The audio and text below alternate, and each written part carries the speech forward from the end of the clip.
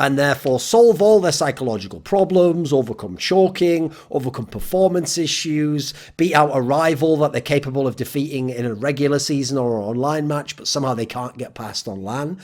It's something which is certainly an avenue to be explored, something to try, but way too many people, when they hear about a problem, will just say, right, they should just get a sports psychologist, that's going to help them. And it's not really as clear-cut as that, and it's certainly not an obvious solution to some of these problems. Because let's think about psychological issues in esports. Okay, an obvious one is people who are really good in scrims, so practice games, or online matches, and then they come to play official games or games on LAN, and they're just not as good. They just can't perform at that level. Sometimes it seems like they're much, much worse. Not just that they can't get to the heights of their game. Sometimes they go way lower down. So I can think of an obvious example of this from League of Legends, actually, which would be someone like the jungler Twch, who currently plays for H2K Gaming, but actually when he was in Alliance, one of the reasons why Alliance in their first split in Season 4, so 2014 in EULCS, was actually fairly mediocre until the latter part of the split, was they would play all these scrims and he would just beast and tear people up and be absolutely insane. And then in the matches themselves, he couldn't do a lot of that stuff, and he played actually fairly average to bad at times. And his team just fell apart as a result, and they didn't know what to do about it, and they couldn't seemingly fix anything because in practice he was great. In Counter-Strike, we've seen numerous players who online are unbelievable, but you put them in big matches on LAN, they're just not as good. I mean, some of the Space Soldiers players live up to this. VeXii until recently, someone you have to put in the mix there. Obviously, throughout history, there have been numerous people in Europe and North America who just never lived up to their billing, but you give them enough time, enough opportunity. Many of them did come through, did come around, and it's not really the case that they're just so insane online anymore. Then you think of choking. So, okay, for choking, where essentially you're not as good often in a specific round of the playoffs or just in the playoffs in general, in contrast to how you are in a regular split or in some group stage games, even though we're taking into account, yeah, you might be playing better teams because you're in the playoffs, you don't have any easy opponents to look good against. Even taking that into account, in the context of how you're expected to play, you might actually beast against a good team in the regular split or in the group stage, and then you play them in the playoffs, you perform worse. It's not that they perform much better, you just perform much, much worse. So great examples. Obviously in Counter-Strike, we've got the old Astralis core. You go to 2015, 2016. They could beat all of these teams if they played them in a normal tournament. They could beat them if they played them in the group stage of a tournament where they were fantastic, and obviously they won 5 titles in regular tournaments. But in a major, any elite team facing them in a semi-final would beat them. Sometimes even in the quarterfinals, they could be beaten by teams who were worse than them in the rankings. Didn't matter. They obviously had some psychological pattern which repeated for them, and it didn't really matter the opponent as much. It wasn't one specific opponent always beating them. Then you've got this scenario where you had H2K in EULCS. So again, very good team. I'm not talking about the 2015 team, which admittedly really was like a 3rd or 4th best team. So they really should have been around that level. But for example, the most ridiculous one was the Season 6 spring team with Forgiven and Yankos and Vanda and Oduamne. Fantastic players, fantastic team balance. In the regular split, they looked so good. Even when they came back as a lineup, they were still very good. They even went to Worlds and made top 4, but in the ULCS, you put them against anyone in the semi-finals, they'd find a way to break down, they'd find a way to have that long game where they made the one big mistake. Something mentally on their side of the equation didn't come to play in those playoff series of the ULCS. In StarCraft 2, a classic example has to be the Zerg player Su, because at times he was the best player in the world. In fact, he is probably the worst example I've ever seen, along with Astralis, of the guy where if he lost to someone in a GSL final, he lost something like 6 finals. If he played that same guy in the quarterfinals of the semis of the next GSL Codes playoffs, he'd beat that guy, go to the finals, play someone new, and lose to someone new in the finals. So it was so clear that it was him that the problem lay with, and it was psychological of when he got to a final and he knew in his heart of hearts and his mind, everything's on the line, this is everything I've worked for, I'm good enough to win this match, I should win this match, I'm in position to win this match. Something got to him. In Dota 2, a classic example for me would be in 2014, that Cloud9 lineup. I know people now like to meme on them and make out like, oh, maybe they just weren't as good. They were every bit as good outside of of big pressure matches as Evil Geniuses. Yeah, Evil Geniuses is the team that won all the titles and eventually went on to win TI. You look at this team many times beat EG, many times beat the top teams in the world. In upper brackets, in single elim tournaments, yeah, they looked awesome. But if there was a double elim component, if there was a big finals match, and the other team had the right stuff, had that clutch factor, you knew Cloud9 was going to fuck up, they were going to lose the match, they were going to throw the game, everything was going to go wrong, and part of it would begin with their mental state. So here's the thing. We didn't even have sports psychology really entering the equation for esports until I'd say about 4 years ago. And it mainly came in League of Legends first. So we had the SK Gaming team, you might remember from season 4, had someone who was working with them as a sports psychologist who I think later became their coach or something. Then you obviously had, most famously, Weldon Green came in, who admittedly has often said that he is not a sports psychologist, he is a sports psychology trainer. I actually think he might have some legal compulsion to have to say that. Then you had people like Robert Yip, who came in and worked with Immortals over the years, who were able to have some successful lineups. Admittedly, they didn't get over choking in the playoffs in certain scenarios, but okay, he came in and was somewhat of a high-profile figure. And then since then, we've had a flurry of these people come in, work with different teams, have different varying levels of success. Obviously, in CSGO, a very notable example was that Astralis Core, which had all those problems in majors, got this Finnish woman who worked with them. I think her name's like Mika something, and they were able to win a major. They made their first ever final. They won that major, the E-League, a major Atlanta in the beginning of 2017, and they seemingly had overcome their problems. So we have had these numerous famous examples, and the examples that worked are the reasons why people say, just get a sports psychology trainer. If, for example, you're FaZe and you're always losing in these big matches where you're the favorite. If in League of Legends, you're a team like in the past, remember Season 5 Team Liquid, they, in many scenarios, should have been at Worlds, might have even been able to win NALCS, were in position many times, as I said, the H2K lineups. These are teams where you think, right, if they just get a sports psychology person, trainer, sports psychologist, maybe that can get them over the hump. Problem is, think about this for a second. This is something people don't stop and do. Remember the name sports psychology trainer, sports psychologist. Well, it comes from sports, right? So let's go and look in the sporting world. What? Are there not people in the sporting world who routinely fail in big finals, who finish in a placing in a league or a tournament which doesn't really reflect how good they were? I mean, you can think of dozens of examples of these, right? I mean, I would pick out some. Okay, so for tennis, Andy Murray, I think lost his first 5 Grand Slam finals or something. He still lost many Grand Slam finals. Yes, he was playing people as good as him in these finals, but you'd think some more of them would have broken his way than just 3, right? But no, he's lost many times. Peyton Manning, yeah, he won a couple of Super Bowls. Cool, he was in 4 Super Bowls overall. But he had so many times he was the favourite and got upset. He had so many times he was in a wild card or a divisional game and someone fluked it and beat him. And even sometimes he brought a good performance, but they would still always get the better of him in most cases. So what my point here is, doesn't always work in sports, having sports psychology. Because do you think these people never thought of the concept of sports psychology, or that it was just never applied to their sports? No, it was. And this is a part of coaching. This is a part of strategies that people like this oftentimes actually go out and seek out and do put their mind to.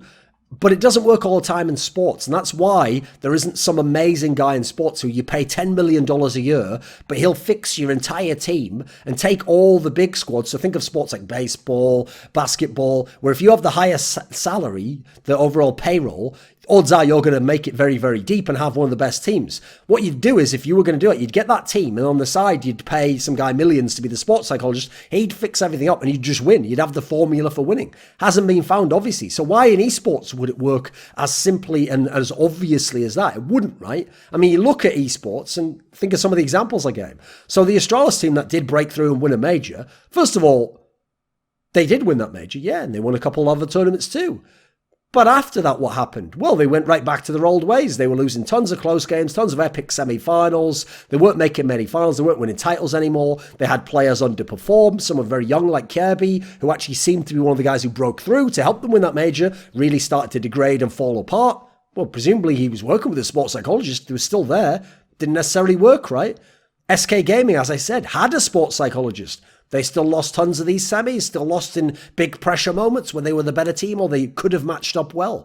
Weldon Green, as I've pointed out before, he worked with not just TSM and G2. It's easy to pick that or CLG when they won.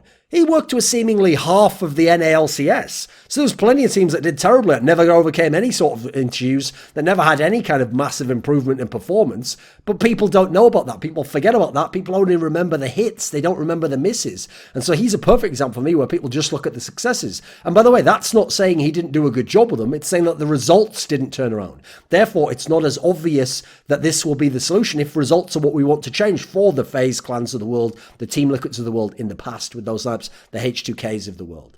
So as a topic, let's look at this quite frankly. It's fairly obvious as to why this wouldn't be an easy solution to a very complex problem, because psychology is not some hard science. We don't have it mapped out exactly what the correct application of psychology is and to who and how it would work. It's much more of an art or something that's trial and error, and you're working with, yes, experience and tradition and people who've had breakthroughs, but they aren't necessarily all going to universally apply in an easy manner. I forget exactly what this is from. I'd have to look it up. So I can't remember if it's supposed to be Freudian psychoanalysis or just traditional talking therapy. But I remember someone in a lecture once said that when they'd looked into this topic, it wasn't that it worked all the time. It wasn't that it didn't work. They'd actually seen that this study that said, amazingly, that if you did it with a whole bunch random group of people, that it seemed to work 33% of the time, as in 33% of that group, they'd have an improvement in their mood, in their mental state from working with this therapist. 33% of them would have degradation. They'd get worse. It'd make their life seemingly worse going through this process. And 33%, the other third, it had no real discernible effect, or it was negligible. You couldn't really tell, was it the psychology? Were things just okay and remained okay?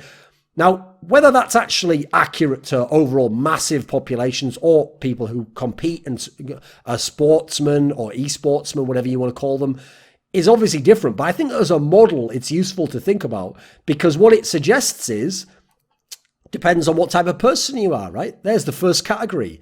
Some people perhaps don't respond well to this type of psychology or therapy or talking about things.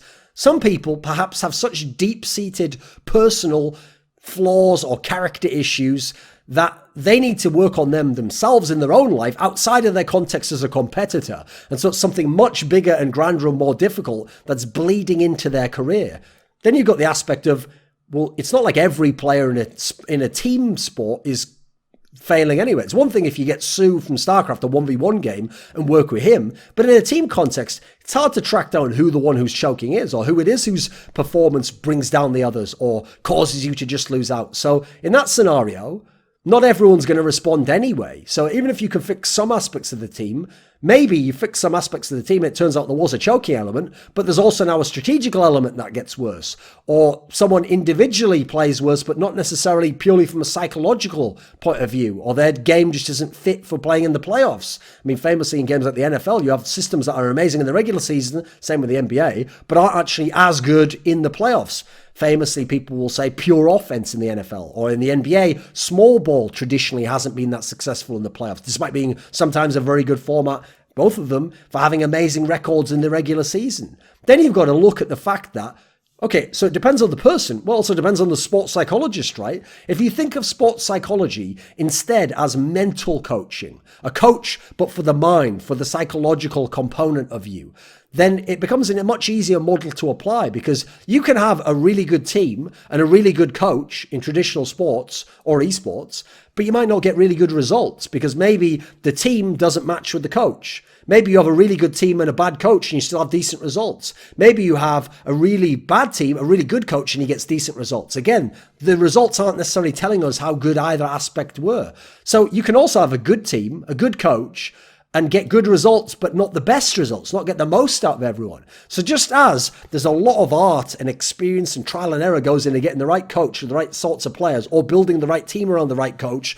or getting the right coach for the right sort of team you want to build, whichever way around you want to approach this equation, it's also the case that you've got to find the right sort of sports psychologist who can work with the right players in your team and in the right way to get specific results, presumably, that you want, since we're reverse engineering from the results that we want to the kind of team that we want, right? So then you've got to ask yourself, what if it works initially? What if it works for some players and some of the time, but then it just caps out. It worked a bit, and it worked at some point, like maybe the Astralis example, but it couldn't go much further. And either there were other problems that go beyond sports psychology, or you need a new type of sports psychologist or a different sort of player to work with. I mean, you could easily apply very simple NLP techniques that initially would have some success. I'd go, if I were a player, by the way, watching this, and look up something simple called swish. Is it called swish technique? Just look up like swish NLP, and you'll find a very simple one, which is actually one that I know a lot of sports psychology trainers or sports psychologists actually give to players to try and replace the sort of ominous, scared, frightened feeling or intimidated feeling that they'll get in these kind of pressure situations where they might choke. Now, it's totally logical that sports psychology wouldn't work all the time, and definitely not uniformly. I mean, remember, we're working with the human brain here, which in itself is, it's considered the most complicated thing in the known universe. Then you've got to add in that people aren't just blank slates who come into playing your game and then it's just how they practice and how they think about the game. No, people have already been shaped and will continue to be shaped by their experiences. And some of those experiences might have been traumas that happened, things that were very stressful for them, even in the context of esports, but also in their life. Perhaps they have problem listening to the leader in a high pressure situation because of something that happened with their parents or as a child with a teacher or an authority figure. There's a lot to unpack and to work through there that's beyond just telling someone, oh, when you're in the game, try not to focus too much on trying to not lose the game and instead just focus on winning the game. That sounds great, and with certain people, they'll respond to that. Some people, that's not going to help you at all. Then you've got the scenario where some people have these strong reactions and patterns of habit that are hard to break because of how they've been imprinted, if you want to use that model. I mean, you can look up, I got this from reading many, many years ago, the Robert Anton Wilson books, which heavily stressed this component. And if you look up that concept of imprinting, well, it's very difficult to break down imprints. People actually often try to use things like hypnosis, psychedelic drugs, or psychoactive compounds that might be able to work with you. There's plenty of scenarios that you have to go with, but it's not as simple as just saying, oh, let's talk it through and that'll fix it for you. So, that's always been one of my theories, by the way, about chokers. Because I remember when I read about this concept of imprinting, they gave examples, for example, of like a person who, in a sexual environment, one of his first sexual experiences in a car, just as they were about to have sex, a cop flashed a light through the window and knocked on the window, like, what are you doing in there?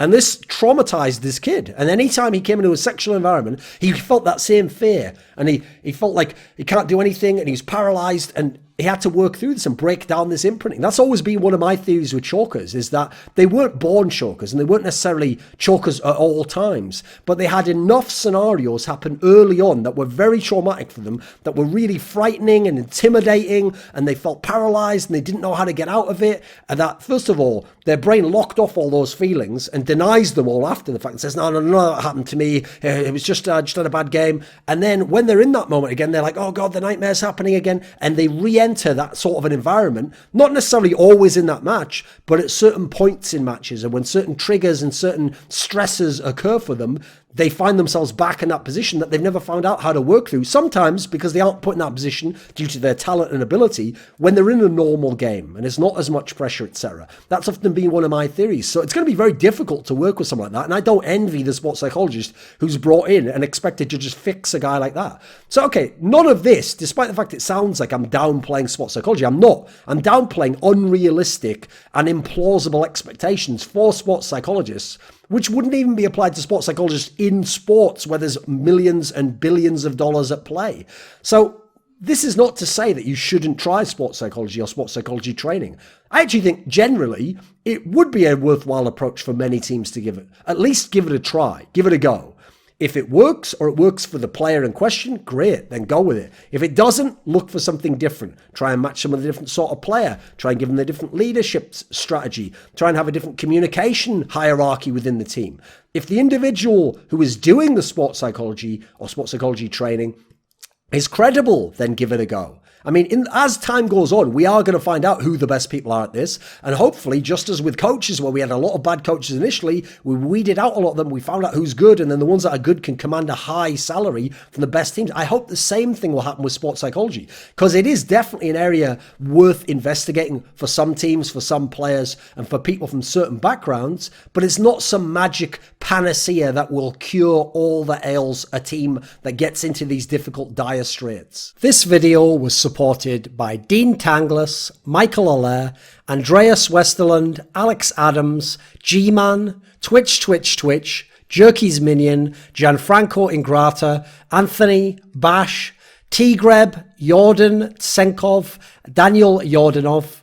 Want to suggest guests or topics for my content? Well, keep it G-rated and unlock the code to the streets, gaining exclusive access via the Patreon link below. The Scrilluminati grows daily.